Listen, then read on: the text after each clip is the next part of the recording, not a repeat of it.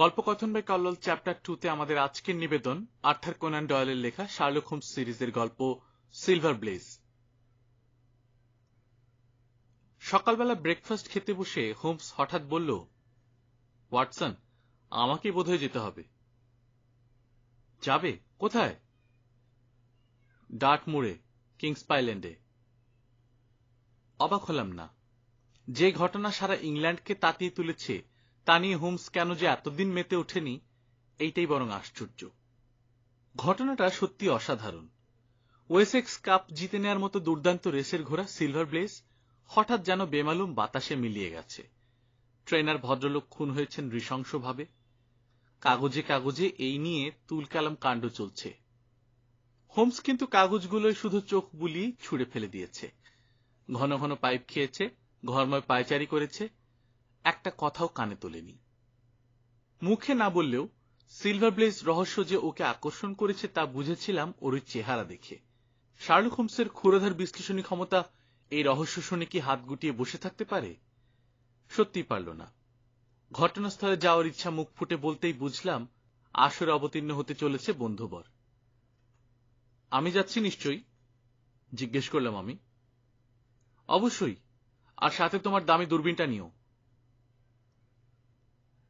1 ঘন্টা পর চলন্ত ট্রেনে বসে আবার খবরের কাগজ নিয়ে তন্ময় রইল হোমস।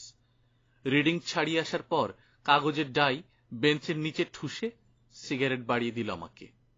বলল, ঘন্টায় 53.5 মাইল স্পিডে যাচ্ছি।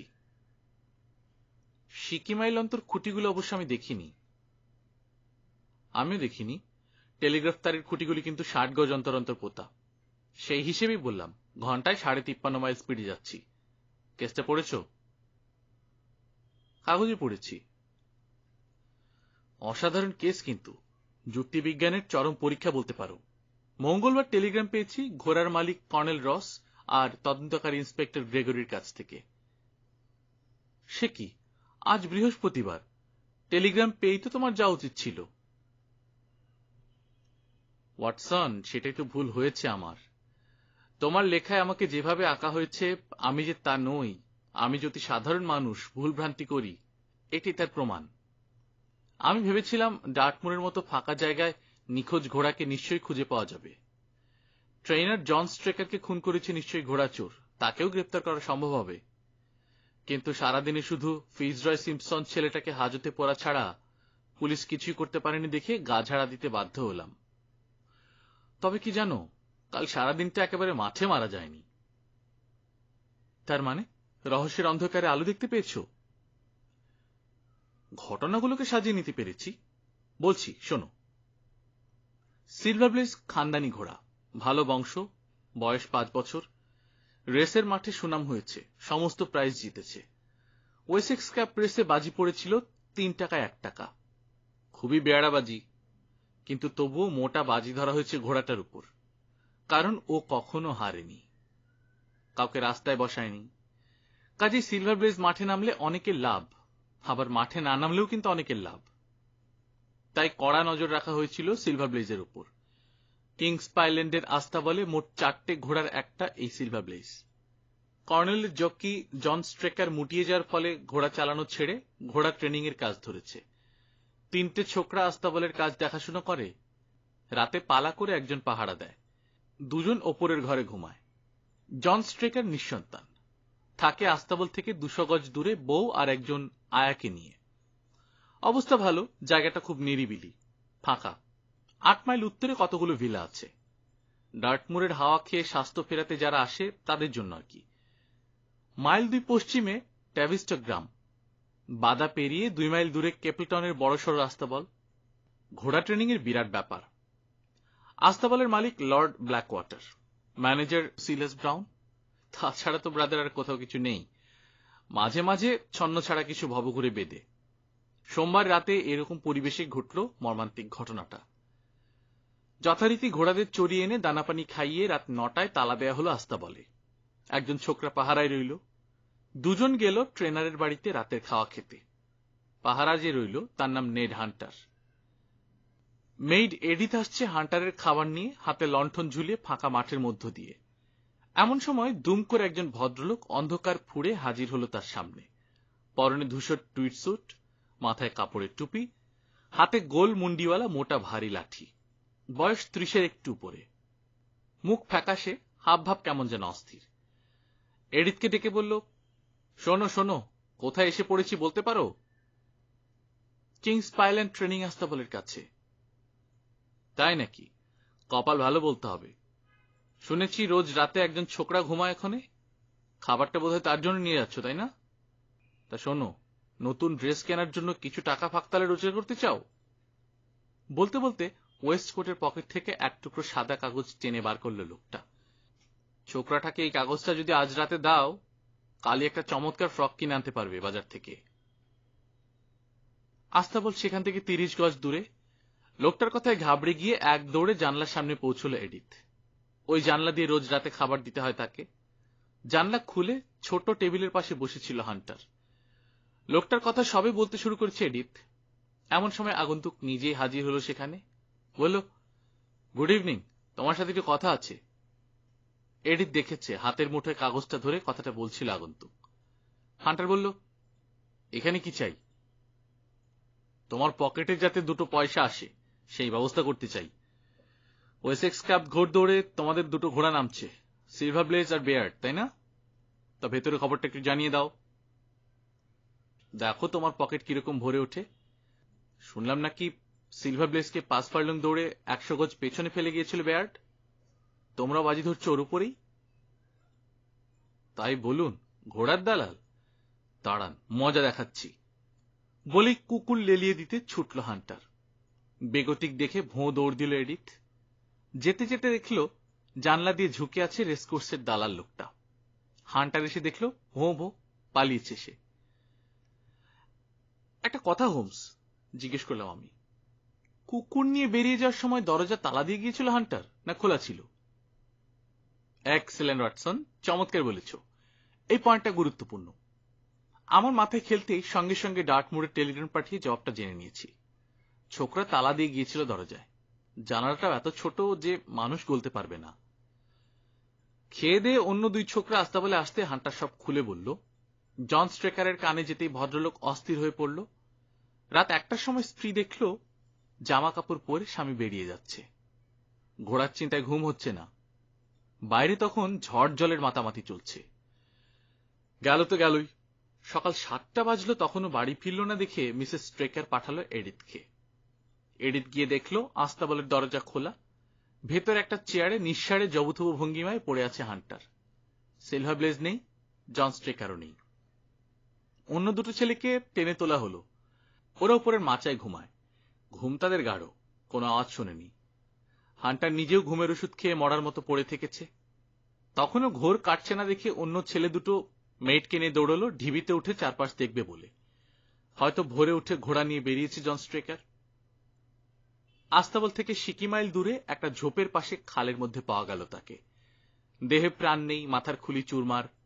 খুব ভারী হাতিয়ার দিয়ে যেন বারবার মারা হয়েছে। উরু চিড়ে গেছে ধারালো অস্ত্রে।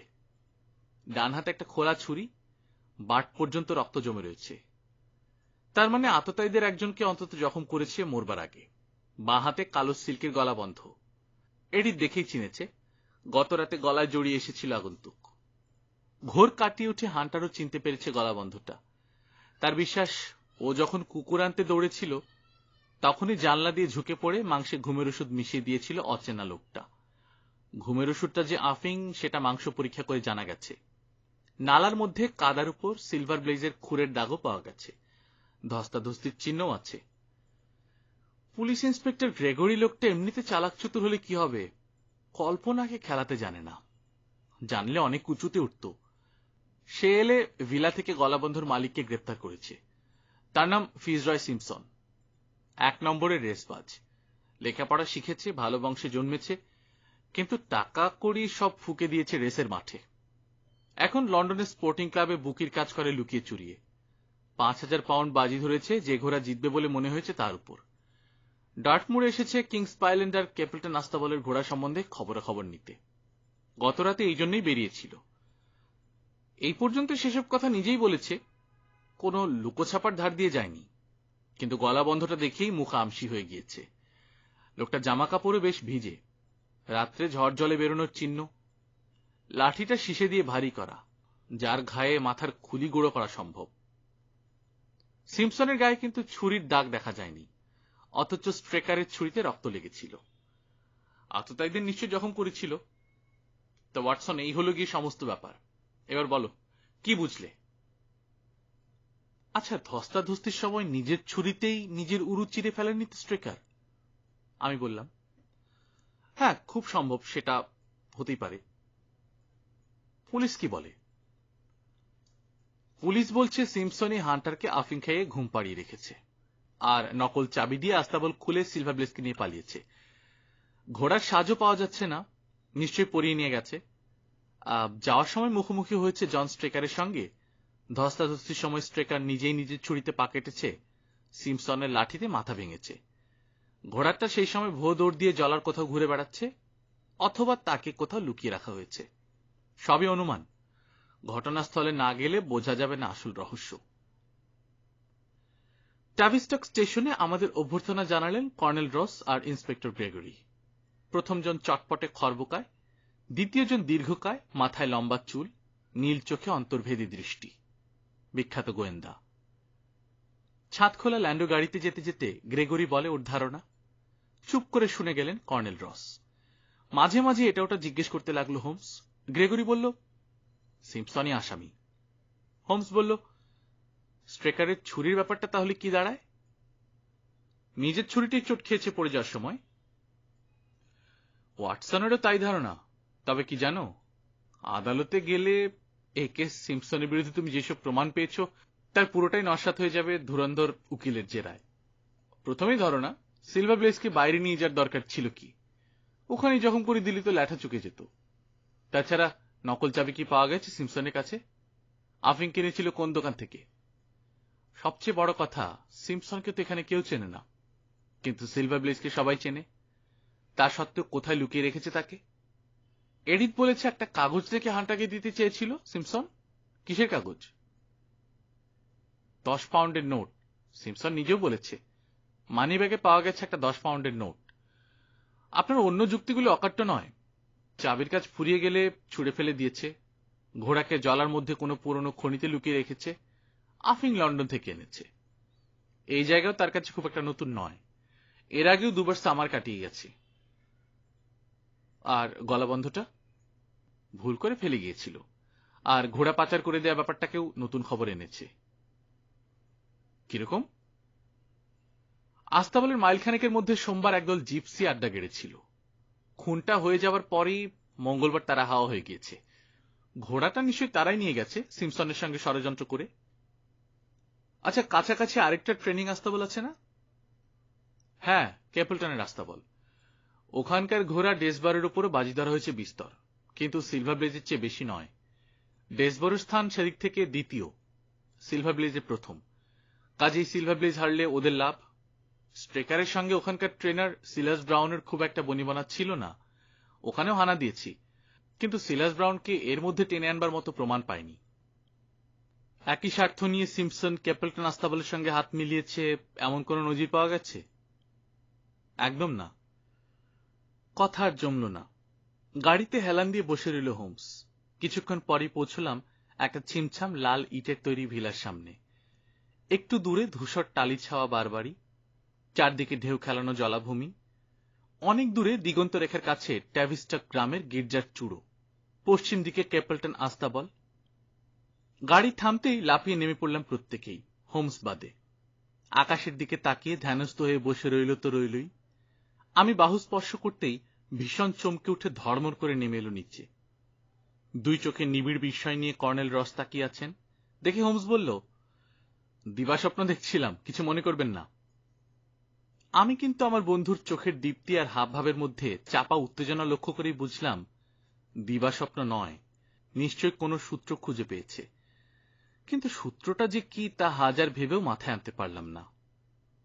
মিস্টার হোমস, আপনি যাবেন তো ঘটনাস্থলে? গ্রেগরি জিজ্ঞেস করল। আগে দু একটা কথা এখানেই জেনে নেওয়া যাক। স্ট্রেকারের লাশ কোথায়? ওপর তলায়। কর্নেল রস, স্ট্রেকার কতদিন কাজ করছে আপনার? 12 বছর। 5 বছর জকি হিসেবে, 7 বছর ট্রেনার হিসেবে। খুবই কাজের লোক। স্ট্রেকারের পকেটের জিনিসগুলো কোথায় ইন্সপেক্টর? বসার ঘরে। চলো তো দেখি। সামনের ঘরে ঢুকলাম সবাই। চৌকোনো টিনের বাক্সের তালা খুলে ইন্সপেক্টর গ্রেগরি অনেকগুলো জিনিস রাখল টেবিলের উপর। এক বাক্স মোমের দেশলাই, ছোট্ট একটা চর্বির মোমবাতি, একটা ব্রায়ার পাইপ, চামড়ার ব্যাগে আধা আউন্স ক্যাভেন্ডিস তামাক, সোনার চেনে ঝোলানো রূপোর ঘড়ি, 5টা মোহর, একটা অ্যালুমিনিয়ামের পেন্সিল বক্স, কিছু কাগজ, কারুকার্য করা হাতির দাঁতের বাটওয়ালা একটা অত্যন্ত মূল্যবান সূক্ষ্ম ছুরি, ফলা শক্ত, নোয়ানো যায় না। উল্টে পাল্টে ছুরিটা দেখে হোমস বলল, অসাধারণ ছুরি দেখছি, ফলায় রক্ত লেগে, তার মানে এই ছুরিও পাওয়া গেছে স্ট্রেকারের হাতের মুঠোয়। ওয়াটসন, দেখো তো ছুরিটা তোমার ডাক্তারি শাস্ত্রের এখতিয়ারে পড়ে কিনা। এ তো ছানি কাটা ছুরি। ঠিক ধরেছ, সূক্ষ্ম অপারেশনের উপযোগী করে ফলাটা এত সরু করা হয়েছে। কিন্তু যে ছুরি মুড়ে পকেটে রাখা যায় না, সে ছুরি পকেটে নিয়ে স্ট্রেকার বেরিয়েছিল কেন? এটাই হলো প্রশ্ন। অদ্ভুত ব্যাপার, তাই না? গ্রেগরি বলল, খুব অদ্ভুত নয়। তাড়াতাড়িতে হাতের কাছে যা পেয়েছে তুলে নিয়ে বেরিয়ে পড়েছিল। টেবিলেই পড়েছিল কয়দিন, মিসেস স্ট্রেকার দেখেছে। ডগা একটা ছিপি লাগানো ছিল। কাগজগুলো কিসের? খড়বিচালের 3টে রসিদ, একটা কর্নেল রসের নির্দেশলিপি আর একটা মেয়েদের পোশাকের হিসাব। দাম 35 পাউন্ড 15 শিলিং। বিক্রি করেছে বন্ড স্ট্রিটের ম্যাডাম লেসুরিয়ার, কিনেছে উইলিয়াম ডার্বিশায়ার। মিসেস স্ট্রেকারের কাছে শুনেছি এই ভদ্রলোক জন স্ট্রেকারের বিশেষ বন্ধু। চিঠিপত্র আসত জন স্ট্রেকারের ঠিকানায়। হিসেবটা দেখতে দেখতে হোমস বলল, ডার্বিশায়ার গিন্নির দামি জিনিস ছাড়া মন ওঠে না দেখছি। একটা পোশাক বাবদ 22টা গিনি নেহাত কম নয়। চলো এবার যাওয়া যাক ঘটনাস্থলে। গলিপথে বেরোতেই একজন স্ত্রীলোক এসে গ্রেগরির বাহু স্পর্শ করল। মুখটা উদ্বেগ উত্তেজনায় উদ্ভ্রান্ত, বিশীর্ণ, সাম্প্রতিক বিভীষিকার ছাপ মুখের পরতে পরতে। বলল হাঁপাতে হাঁপাতে, পেয়েছেন? এখনো পাইনি মিসেস স্ট্রেকার, তবে এবার একটা হিললে হবে। লন্ডন থেকে মিস্টার হোমস এসে গেছেন। হোমস বলে উঠল, আরে মিসেস স্ট্রেকার যে, মনে পড়ে কিছুদিন আগে প্লিমাউথের একটা গার্ডেন পার্টিতে আমাদের আলাপ হয়েছিল। আপনি ভুল করছেন। সে কি কথা? আমার কিন্তু বেশ মনে আছে। অস্ট্রিচ পালকের ঝালর দেয়া একটা ভারী সুন্দর সিল্কের ড্রেস পরেছিলেন, রংটা গোলাপি ধূসর। এরকম কোনো ড্রেস নেই আমার, স্যার। কাচুমাচু মুখে হোমস আমতামতা করে বেরিয়ে এলো বাইরে। হাঁটতে হাঁটতে সবাই পৌঁছলাম অকুস্থলে। গর্তের মতো একটা জায়গা, ধারে হলদে ফুলের একটা ঝোপ। কোট পাওয়া গিয়েছিল এইখানেই। চেয়ে রইল হোমস। বলল, খুনের রাতে হাওয়ার তেমন জোর ছিল না, তাই না? না, তবে খুব বৃষ্টি হচ্ছিল। ওভারকোটটা তাহলে হাওয়ায় উড়ে আসেনি, ঝোপের উপর খুলে রাখা হয়েছিল। হ্যাঁ, তাই ছিল। ঝোপের উপর পাতা ছিল। কাদায় অনেক পায়ের ছাপ পড়েছে দেখতে পাচ্ছি। আমরা মাদুর পেতে পাশে দাঁড়িয়েছিলাম। সাবাস। এই থলির মধ্যে সিলভার ব্লেজের পায়ের নাল, সিম্পসন আর স্ট্রেকারের জুতোর একটা করে পাটিও এনেছি। সত্যি গ্রেগরি, তোমার তুলনা হয় না। থলি নিয়ে গর্তের মতো জায়গায় নেমে গেল হোমস। মাদুরটাকে ঠেলে দিল মাঝামাঝি জায়গায়। উপুর হয়ে শুলো মাদুরের উপর। দুহাতে চিবুক রেখে তন্ময় হয়ে চেয়ে রইল পদতলিত কাদার দিকে। আচমকা চেঁচিয়ে উঠল সোল্লাসে, আরে এ আবার কি? জিনিসটা একটা মোমের দেশলাই কাঠি, আধ পোড়া। এত কাদা লেগেছে যে কাঠের টুকরো বলে মনে হচ্ছে। মেজাজ খিচড়ে গেল গ্রেগরির। আশ্চর্য, আমার চোখ এড়িয়ে গেল। কাদায় ঢুকেছিল বলে দেখতে পাওনি, কিন্তু আমি ঠিক এই জিনিসটাই খুঁজছিলাম বলেই দেখতে পেয়েছি। বলেন কি, আপনি জানতেন কাঠি দেখতে পাবেন? সম্ভাবনা ছিল। বলে থলি থেকে জুতো বার করে ছাপগুলোর সঙ্গে মিলিয়ে দেখল হোমস। সর্বশেষে গর্তের কিনারায় হাঁচড় পাচড় করে উঠে এসে হাত পায়ে হামাগুড়ি মেরে এগিয়ে চলল ঝাউ আর ঝোপের মধ্যে দিয়ে। আর ছাপ পাবেন না মিস্টার হোমস, চারদিকে 100 গজ পর্যন্ত আমি তল্লাশ করেছি, বলল গ্রেগরি। তাই নাকি? তাহলে নতুন করে খোঁজার ধৃষ্টতার দেখাবো না।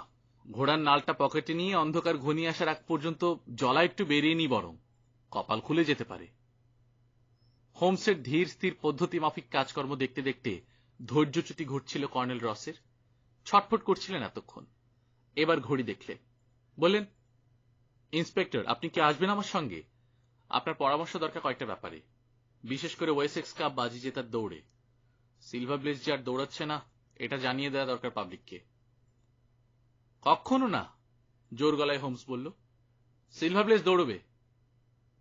বাতাসে মাথা ঠুকে অভিবাদন জানালেন কর্নেল। আপনার মতামতের জন্য ধন্যবাদ। হাওয়া খাওয়া শেষ হলে স্ট্রেকারের বাড়িতে আসবেন, ওখান থেকে গাড়িতে টেভিস্টক ফিরব। বলে ইন্সপেক্টরকে নিয়ে হনহন করে চলে গেলেন ভদ্রলোক। জলার উপর দিয়ে হাঁটতে লাগলাম আমি আর হোমস। পড়ন্ত রোদে অপূর্ব লাগছে আশেপাশের দৃশ্য। হোমস কিন্তু কোনো দিকে তাকাচ্ছে না, ডুবে রয়েছে নিজের চিন্তায়। অনেকক্ষণ পর হঠাৎ বলল, ওয়াটসন, জন স্ট্রেকারকে কে খুন করেছে আপাতত তা নিয়ে মাথা না ঘামিয়ে চলো ঘোড়াটার কি হলো দেখা যাক। ধরো সিলভার ব্লেজ ছুটে পালিয়েছে।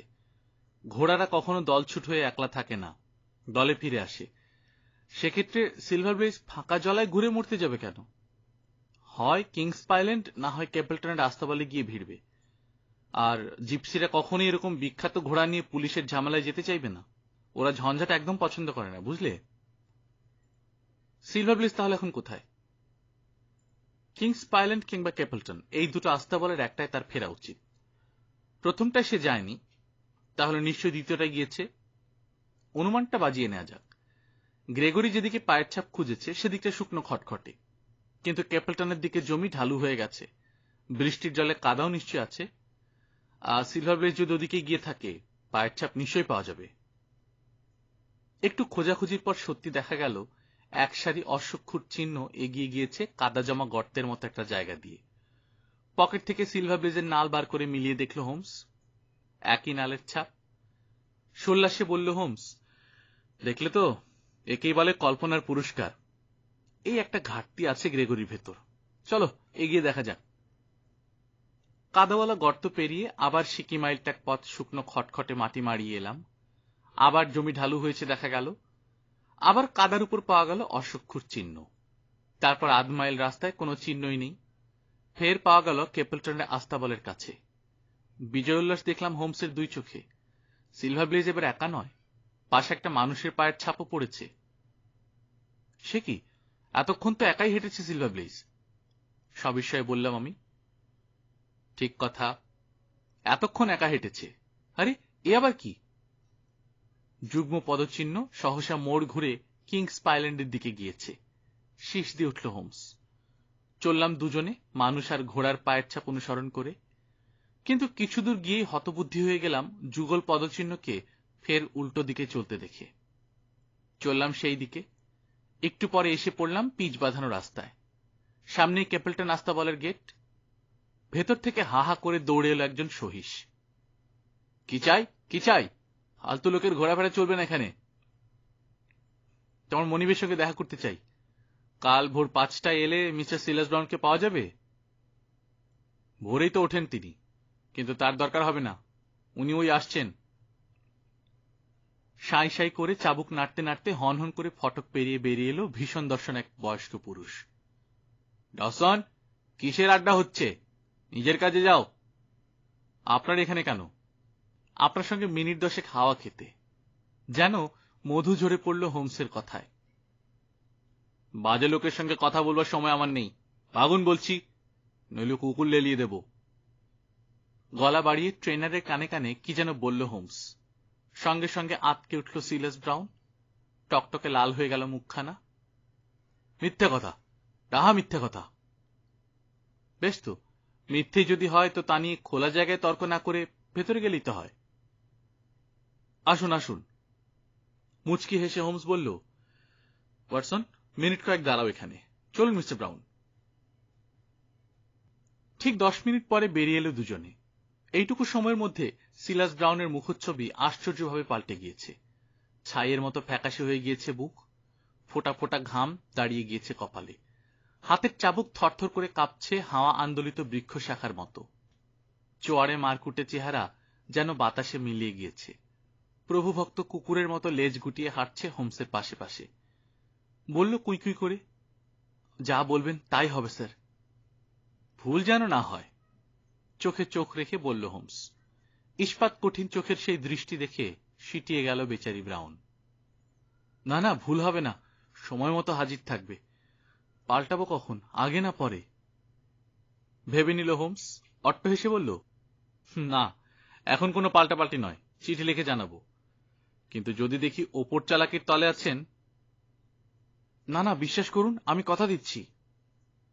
ঠিক নিজের মতন যত্নাত্তি করা চাই।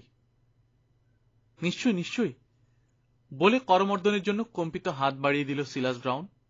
হোমস কিন্তু হাত ছুল না, পেছন ফিরে পা বাড়ালো কিংস আইল্যান্ডের দিকে। যেতে যেতে বলল, এরকম কাপুরুষ চোয়াড়ে আর ছিচকে আর দেখিনি। ঘোড়াচোর তাহলে সে? মানতে কি আর চায়, কিন্তু নিশীথ চাঁদের কাণ্ড কারখানা যখন হুবহু বলে গেলাম, তখন ভাবলো ওর সমস্ত কীর্তি আমি আড়াল থেকে দেখেছি। কাদার মধ্যে অদ্ভুত মাথা চৌকোনো বুটের ছাপ তুমিও দেখেছ। ব্রাউনের বুটের সঙ্গে হুবহু মিলে যায় সেটা। এরকম একটা কুকাজের ভার অন্তত অধস্তন কোনো লোকের উপর দেয় না, নিজেই সারে। সাক্ষী রাখে না। খুঁটিয়ে বললাম, সে রাতে কি ঘটেছিল। রাত থাকতে যার ঘুম থেকে ওঠার অভ্যেস, সে নিশ্চয়ই সেদিনও বিছানা ছেড়ে বেরিয়েছিল জলায়। এমন সময় দেখলো সিলভার ব্লেজ আপন মনে ঘুরে বেড়াচ্ছে। প্রথমে ঠিক করলো যেখানকার ঘোড়া সেখানেই রেখে আসবে, তাই লাগাম ধরে এগোলো কিংস আইল্যান্ডের দিকে। কিন্তু একটু এগোতেই মাথায় ভূত চাপলো। ঠিক করলো ঘোড়দৌড়টা শেষ না হওয়া পর্যন্ত কোথাও লুকিয়ে রাখবে। তাই লুকিয়ে রাখলো কেপলটনেই। কিন্তু আস্তাবল তো দেখে গেছে গ্রেগরি। আরে ভায়া, ঘোড়ার জালিয়াতিতে যারা হাত পাকিয়েছে তারা জানে ঘোড়া কি করে লুকাতে হয়। কিন্তু ওর এখানে এখন ঘোড়া রেখে দেওয়া কি ঠিক হলো? নিজের মাথা বাঁচাবার জন্য ও এখন দরকার হলে ঘোড়াটাকেই মাথায় তুলে রাখবে। কিন্তু কর্নেল রস ওর মাথা আস্ত রাখবেন বলে তো মনে হয় না। আরে সেটা কর্নেল জানলে তো আমি সরকারের নুন খাই না যে সব কথা বলতে হবে। আর তাছাড়া কর্নেল লোকটা আমার সঙ্গে খুব একটা ভালো ব্যবহার করেনি, কাজে ওকে নিয়ে একটু মজা করব। ঘোড়া পাওয়া গেছে এটা আবার বলে ফেলো না জানো। পাগল, এবার তাহলে স্ট্রেকারের খুনিকে ধরবে তো? আরে না, আজ রাতের ট্রেনেই লন্ডন ফিরব। মাত্র কয়েক ঘন্টা হলো এসেছে ও ডেভনশায়ারে। এর মধ্যেই তদন্ত ছেড়ে সরে পড়ার মতো কি এমন কারণ ঘটল মাথায় এলো না। হোমসের মুখ থেকে আর একটি কথা বার করতে পারলাম না। জন স্ট্রেকারের বাড়ির বারান্দায় দেখা গেল কর্নেল আর ইন্সপেক্টরকে। হোমস বলল, ডার্টমুরের চমৎকার বাতাস খুবই ভালো লাগলো। মাঝরাতের এক্সপ্রেসে লন্ডন ফিরছি। দু চোখ পুরো খুলে গেল ইন্সপেক্টরের। অবজ্ঞায় ঠোঁট বেঁকে গেল কর্নেলের। বললেন, স্ট্রেকারের খুনিকে ধরবার আশা তাহলে ছাড়লেন? মাথা ঝাঁকিয়ে হোমস বলল, একটু অসুবিধা হচ্ছে, আপনার জকি কিন্তু তৈরি রাখবেন। বৃহস্পতিবার মাঠে নামছে সিলভার ব্লেজ। জন স্ট্রেকারের একটা ফটো পেতে পারি? পকেট থেকে একটা খাম বার করে এগিয়ে দিল ইন্সপেক্টর। মাই ডিয়ার গ্রেগরি, তোমার দূরদৃষ্টি দেখে তো তাজ্জব হয়ে যাচ্ছি। আমি কি চাই তা আগে থেকেই আঁচ করে রাখো। একটু দাঁড়াও, মেইডটাকে একটা কথা জিজ্ঞেস করে আসি। ঘর থেকে হোমস বেরিয়ে যেতেই তার ছেলের সঙ্গে কর্নেল বললেন, লন্ডন থেকে ডিটেকটিভ আনিয়ে পণ্ডশ্রম হলো দেখছি। ঘোড়া তো ফিরে পাচ্ছেন, প্রতিবাদের সুরে বললাম আমি। আগে তো পাই, কাজ ঝাঁকিয়ে বললেন কর্নেল। মুখের ওপর জবাব দিতে যাচ্ছি, এমন সময় আচমকা ঝুঁকে পড়ে আস্তাবলের ছোকরাটাকে হোমস জিজ্ঞেস করল, ভেড়াগুলোর দেখাশোনা করে কে? আমি। সম্প্রতি অদ্ভুত কিছু লক্ষ্য করেছ? 3টে ভেড়া খোড়া হয়ে গেছে। ভেড়াদের খোড়া হওয়ার ঘটনায় খুশি যেন উপচে পড়ল হোমসের চোখে মুখে। খুক খুক করে শুকনো হেসে দুহাত ঘষতে ঘষতে চিমটি কেটে বসলো আমার হাতে। বলল, দেখলে তো, অন্ধকারে ঢিল ছুড়লাম, ঠিক লাগলো। মাই ডিয়ার গ্রেগরি, ভেড়াদের এই অত্যাশ্চর্য মড়ক নিয়ে তুমি একটু তলিয়ে ভেবো।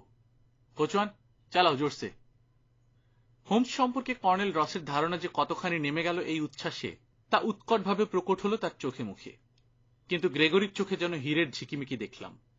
নিঃসীম আগ্রহ আতশবাজির মতো ফেটে পড়ল তার চোখে মুখে। বলল, ব্যাপারটা গুরুত্বপূর্ণ? অত্যন্ত গুরুত্বপূর্ণ। আর কোনো ব্যাপারে কি আমাকে তলিয়ে ভেবে দেখতে হবে?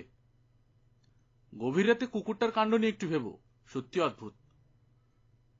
কুকুর তো কিছু করেনি। সেটাই তো সবচেয়ে অদ্ভুত। 4 দিন পর হোমস সহ গেলাম উইনচেস্টারে। সেখান থেকে কর্নেলের গাড়িতে রেস করছে। ভদ্রলোক দেখলাম সাংঘাতিক গম্ভীর। ব্যবহারটা রসকসীন। বললেন, ঘোড়ার ল্যাজ পর্যন্ত এখনো দেখলাম না।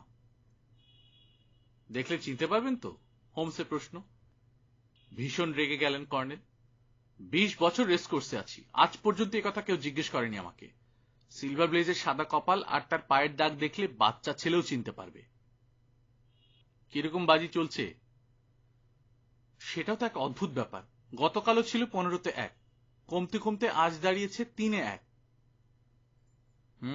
তার মানে ভেতরের খবর কেউ রাখে মনে হচ্ছে। রেস কোর্সে ঘোড়ার নাম লেখা রয়েছে। চোখ বুলিয়ে দেখলাম 6টা ঘোড়ার মধ্যে সিলভার ব্লেজের নামও রয়েছে। জকির মাথায় কালো টুপি, গায়ে লাল জ্যাকেট।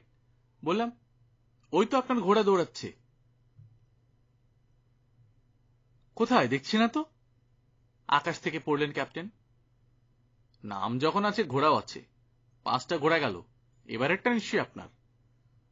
মুখের কথা খুঁজতে না খুঁজতেই ওজন নেয়ার ঘেরা জায়গা থেকে টক বগিয়ে বেরিয়ে এলো একটা তেজি ঘোড়া। সামনে দিয়েই গেল, পিছে কর্নেলের বহু পরিচিত লাল কালো চিহ্ন। কখনো না, এ ঘোড়া আমার নয়। তার স্বরে চেঁচাতে লাগলেন কর্নেল। এ কি করলেন মিস্টার হোমস? এর গায়ের একটা লোমও তো দেখছি সাদা নয়। নির্বিকার কণ্ঠে হোমস বলল, দেখাই যাক না। আমার দূরবীন টেনে নিয়ে কিছুক্ষণ চেয়ে রইল দূরের দিকে, তারপর বলল, চমৎকার, শুরুটা চমৎকার হয়েছে। আসছে আসছে, মোড় ঘুরে আসছে। গাড়িতে বসে স্পষ্ট দেখতে পেলাম কক্ষচ্যুত উল্কার মতো 6টা ঘোড়া প্রায় গায়ে গা লাগিয়ে সোজা ধেয়ে আসছে। ক্যাপেলটনের ঘোড়াটা এগিয়ে ছিল, কিন্তু মাঝামাঝি এসেই হঠাৎ দমক মেরে কর্নেলের লাল কালো ঘোড়া সবাইকে ছাড়িয়ে গেল সামনে। এতক্ষণ দম বন্ধ করে বসেছিলেন কর্নেল। বিরাট নিঃশ্বাস ফেলে বললেন, বাঁচলাম, আমার ঘোড়াই বাজিমাত করলো শেষ পর্যন্ত। কিন্তু মাথা মুন্ডু কিছুই যে বুঝতে পারছি না মিস্টার হোমস, রহস্য যে আর নিতেই পারছি না। এখনই সব জানবেন কর্নেল, চলুন যাওয়া যাক আপনার ঘোড়ার কাছে। ওজন নেয়ার ঘেরা অঞ্চলে ঢুকলাম আমরা। মদ দিয়ে মুখ আর পা ধুইয়ে দিন কর্নেল, সিলভার ব্লেজকে দেখতে পাবেন। বলেন কি? ঘোড়ার জালিয়াতের পাল্লায় পড়েছিল সিলভার ব্লেজ, ওই অবস্থাতেই মাঠে নামিয়েছি। মাই ডিয়ার স্যার, ঘোড়া ফিরিয়ে দিয়ে অশেষ উপকার করলেন। এবার ধরিয়ে দিন জন স্ট্রেকারের খুনিকে। ধরিয়ে তো দিয়েছি, শান্ত কণ্ঠ হোমসের। আমি আর কর্নেল দুজনেই ফ্যালফ্যাল হয়ে চেয়ে রইলাম। সমস্যারে বললাম, কোথায় সে? এখানেই। এখানেই? কোথায়? আমাদের সঙ্গে। দেখুন মশাই, উপকার করেছেন ঠিকই, কিন্তু এসব সস্তা ইয়ার্কির সময় এটা নয়। যথেষ্ট অপমানিত বোধ করছি আমি। হাসতে লাগলেন শার্লক হোমস। কর্নেল, আপনাকে খুনি ভেবেছি এটা ভাবছেন কেন? আসল খুনি দাঁড়িয়ে আছে আপনার ঠিক পেছনে। বলে হাত বুলোতে লাগলেন সিলভার ব্লেজের চকচকে ঘাড়ে। Silver bless? একসাথে চিৎকার করে উঠলাম আমি আর কর্নেল। হ্যাঁ, সিলভার ব্লেজ। কিন্তু নিজেকে বাঁচাতে গিয়েই ট্রেনারকে খুন করতে হয়েছে তাকে। জন স্ট্রেকার লোকটা 1 নম্বর নেমো খারাম। যাকে, ঘন্টা বেজে গেল। পরের ঘোড়াগুলোর দৌড় আগে দেখি, ব্যাখ্যাটা পরে দেব। লন্ডন ফেরার পথে চলন্ত পুলম্যান গাড়ির কোনায় বসে হোমসের মুখে আমি আর কর্নেল শুনলাম রহস্য উদ্ঘাটনের বিচিত্র কাহিনী। সময় যে কিভাবে কেটে গেল বুঝতেও পারলাম না। খবরের কাগজ পড়ে যা ভেবেছিলাম এখানে পৌঁছানোর পর দেখলাম সম্পূর্ণ ভুল। ভেবেছিলাম ফিজরয় সিম্পসন নাটের গুরু, কিন্তু পরে দেখলাম তার বিপক্ষে প্রমাণ নেই। জন স্ট্রেকারের বাড়ি যাওয়ার সময় হঠাৎ চোখ খুলে গেল আমার। মনে আছে, এমন তন্ময় হয়ে গিয়েছিলাম যে তোমরা সবাই নেমে পড়েছিলে গাড়ি থেকে, আমার একদম খেয়াল ছিল না, বসেই ছিলাম। আসলে হয়েছে কি জানো, মাটন কারির অত্যন্ত ইঙ্গিতপূর্ণ অথচ সহজ সূত্রটা কেন যে আমার চোখে এড়িয়ে গিয়েছিল, অবাক হয়ে তাই ভাবছিলাম। কর্নেল সোৎসাহে বললেন, হ্যাঁ হ্যাঁ, আপনি কিরকম যেন হয়ে গিয়েছিলেন, কিন্তু মাটন কারির সঙ্গে এই ব্যাপারে কি সম্পর্ক, এটা তো বুঝতে পারছি না। দেখুন, আমার যুক্তি শৃঙ্খলের 1 নম্বর আংটা হলো মাটন কারি। গুঁড়ো আফিম স্বাধীন হয় না কখনোই। গন্ধটা যাচ্ছে তাই না হলেও ধরা যায়। মামুলি খাবারে মেশালে জিভে ধরা পড়বেই। যাকে খেতে দেওয়া হয়েছে সে আর নাও খেতে পারে, কিন্তু মাটন কারিতে মেশালে ধরা যায় না। আফিম মেশানোর আদর্শ রান্না হলো মাংসের ঝোল, স্বাদ একেবারেই ঢাকা পড়ে যায়। স্ট্রেকার ফ্যামিলিতে মাংসের ঝোল পরিবেশন করা ফিজরয় সিম্পসনের মতো আগন্তুকের পক্ষে সম্ভব নয় কোনো মতেই। ঠিক যে রাতে মাংস রান্না হয়েছে সে রাতেই সে লন্ডন থেকে আফিমের গুঁড়ো পকেটে করে নিয়ে আসবে, এটা একটা অসম্ভব কাকতালীয় ব্যাপার, হতেই পারে না। বাকি রইল দুজন, স্ট্রেকার আর তার স্ত্রী ছাড়া মাটন কারির আয়োজন করা আর কার পক্ষে সম্ভব নয়। আস্তাবলের ছেলেটার খাবারই কেবল আফিম মেশানো হয়েছে, বাড়ির লোকের মাংসে নয়। এডিথ দেখেনি কে মিশিয়েছে, তাহলে সে কে? আরেকটা অদ্ভুত ব্যাপার হলো কুকুরটার চুপ থাকা। রাত দুপুরে আস্তাবলে ঢুকে সিলভার ব্লেসকে বার করে আনা হয়েছে, অথচ কুকুর একদমই হাঁকডাক করেনি। তার মানে কি এটাই নয় যে ঘোড়া নিয়ে গেছে যে কুকুর তাকে চেনে? সেজন্যই অনেক আগে বুঝতে পেরেছিলাম মাঝরাতের সেই চোরটি আসলে জন স্ট্রেকার স্বয়ং। মাটন কারিতে আফিম সেই মিশিয়েছে, ঘোড়াও সে বার করেছে। কিন্তু কেন? অনেক সময় দেখা গেছে ট্রেনাররা টাকার লোভে ভালো ঘোড়াকে খুব সূক্ষ্মভাবে খারাপ করে দেয়। কখনো কখনো জকির হাতও থাকে এই ষড়যন্ত্রে। এমনভাবে এই কাজ করা হয় যে ধরা খুব মুশকিল। তাই কি কি জিনিস পকেটে নিয়ে জন স্ট্রেকার রাতে অভিযানে বেরিয়েছিল দেখতে চেয়েছিলাম। পকেটে পেলাম সেই আশ্চর্য ছুরি, যা ভাঁজ করে রাখা যায় না। মারপিটের সম্ভাবনায় যে ছুরি কেউ পকেটে নিয়ে বেরোয় না। ওয়াটসন ডাক্তার মানুষ, সে বলল এই ছুরি চোখের ছানি কাটার মতো সূক্ষ্ম কাজে লাগে। কর্নেল রস, আপনি নিশ্চয়ই জানেন ঘোড়ার পেছনের পায়ের ট্যান্ডন সামান্য একটু ছিঁড়ে দিলে ঘোড়া খোড়া হয়ে যায়। মনে হয় যেন বেশি প্র্যাকটিস করেছে বা বাত হয়েছে বলে খোড়াচ্ছে। কুকীর্তিটা কিন্তু কখনোই ধরা পড়ে না। এই পর্যন্ত শুনেই স্কাউন্ড্রেল, ভিলেন বলে চিৎকার করে উঠলেন কর্নেল। হোমস বলল, এই কারণেই ঘোড়া নিয়ে ফাঁকা জায়গায় গিয়েছিল স্ট্রেকার। আস্তাবলের ভেতর খোঁচাখুচি করতে গেলে দাপাদাপির ঠেলায় ঘুম ভেঙে যেত প্রত্যেকের। মোমবাতি আর দেশলাই সঙ্গে নিয়েছিল সেই কারণেই? রাগে আগুন হয়ে বললেন কর্নেল। হ্যাঁ, পকেটে পাওয়া কাগজপত্র পরীক্ষা করেই বোঝা গেল যে কতখানি নিচে সে নেমেছে। অন্যের রসিদ কেউ পকেটে নিয়ে বেড়ায় না।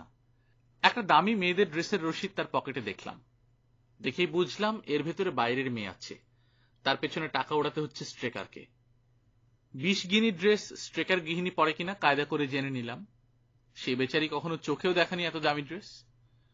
অর্থাৎ মিস্টার ডার্বিশায়ার নামক লোকটা স্ট্রেকারের বন্ধু নয়, সে নিজে। স্ট্রেকারের ছবি নিয়ে পোশাক যে দোকানে বিক্রি হয়েছে সেখানে গেলাম। তারাও বলল এটাই মিস্টার ডার্বিশায়ার। এবার সব স্পষ্ট হয়ে গেল। তাড়াতাড়ি পালাতে গিয়ে সিমসন বেচারি গলাবন্ধ ফেলে গিয়েছিল, সেটাই কুড়িয়ে পায় স্ট্রেকার। ভেবেছিল তাই দিয়ে সিলভার ব্লেজের পেছনের পা জোড়া বেঁধে ছুরি চালাবে। কিন্তু ঘোড়াদের অদ্ভুত সহজাত অনুভূতি থাকে, আসন্ন বিপদ ওরা আজ করতে পারে। অথবা হয়তো হঠাৎ আলোর ঝলকানি দেখে চমকে উঠে লাথি মারে, সজোরে লাগে স্ট্রেকারের কপালে। লোহার নাল লাগানো তেজিয়ান ঘোড়ার চাট বড় সোজা কথা নয়। গুড়িয়ে যায় স্ট্রেকারের খুলি। ওভারকোট খুলে ঝোপে রেখেছিল কাজের সুবিধার জন্য, ফলে আচমকা চাট খেয়ে হাতের ছুরি গিয়ে লাগলো নিজের উরুতেই। তারপর একটু আন্দাজে ঢিল ছুঁড়ে সিদ্ধান্তটা যাচাই করে নিলাম। ঘোড়ার টেন্ডন কাটবার আগে নিশ্চয়ই হাত পাকিয়েছে স্ট্রেকার। ভেড়াগুলো দেখে মনে হলো ওদের উপর প্র্যাকটিস করেনি তো। জিজ্ঞেস করতে আর সন্দেহ রইল না, সত্যি হঠাৎ 3টে ভেড়া খোড়া হয়ে গেছে। কর্নেল বললেন, কিন্তু সিলভার ব্লেজকে পেলেন কোত্থেকে? আরে মশাই, ছিল কোনো প্রতিবেশীর কাছে, ভালোই ছিল। এই তো ক্ল্যাফাম জংশন এসে গেল, ভিক্টোরিয়া পৌঁছবো 10 মিনিটে। কর্নেল, গরিবের বাড়িতে যদি পায়ের ধুলো দেন তাহলে চুরুট খেতে খেতে না হয় আরো কিছু শুনে যাবেন। গল্পকথন বাই কলজ চ্যাপ্টার 2 তে আপনারা শুনছিলেন আর্থার কোনান ডয়েলের লেখা শার্লক হোমস সিরিজের গল্প সিলভার ব্লেজ। আমরা নিয়মিত গল্প পাঠ করে শোনাচ্ছি। আপনারা যারা প্রথমবারের মতো শুনছেন কাইন্ডলি সাবস্ক্রাইব করে নেবেন। গল্প পাঠ ভালো লাগলে বন্ধুদের সাথে শেয়ার করবেন। নিজে ভালো থাকবেন, আশেপাশের লোকজনকে ভালো রাখবেন। টাটা।